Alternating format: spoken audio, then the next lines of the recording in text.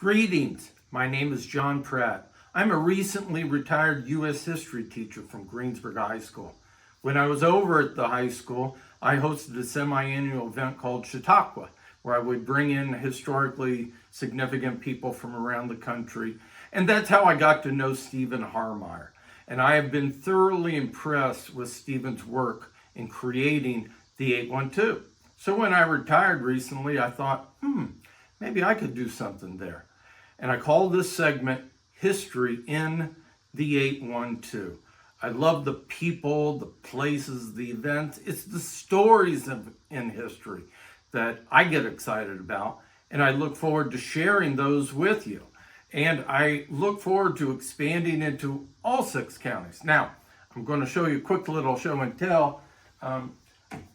Trust me, I love the great Abraham Lincoln. I love the Civil War. I love the old stuff, but I like the new stuff too. And then it comes to the great state of Indiana, where we've got so many great stories right here in our 6 counties: Ohio, Switzerland, Ripley, Dearborn, Franklin, and Decatur. Now, I'm no expert. I've got a bachelor's in history. I don't have a PhD, but I have a passion for local history. And a couple years ago, I even wrote a little book called Historic Tales of Decatur County, Indiana. And that's what I like to do.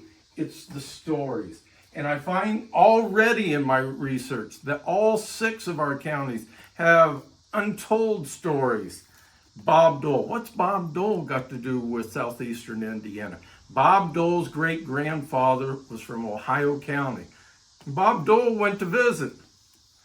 How about one of the greatest pieces of literature of the 19th century from J. Edward Eggleston's The Very Own The Hoosier Schoolmaster from Vevey, Switzerland County, Indiana. Shout out, and of course so many of our great stories, you get a bit of a crossover because the actual Hoosier Schoolmaster book was set on the banks of the Clifty Creek in Decatur County, Indiana.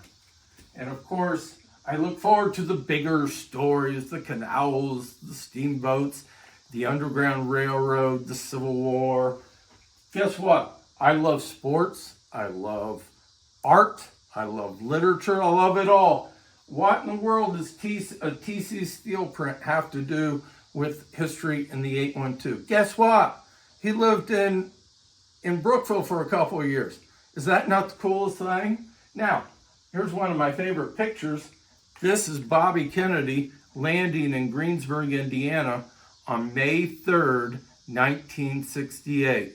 Maybe it's someone famous who dropped by to visit somewhere in the 812. And of course, you can't have much of a conversation about sports in the 812 if you don't bring up the Milan Indians and the great Bobby Plump and everyone there with the 1954 state crown.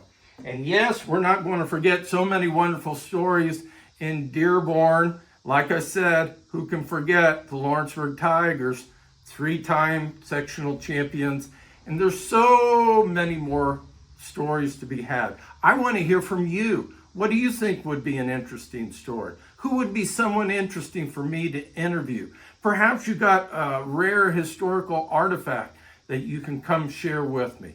Let's do it together on this new segment that I call History in the 812.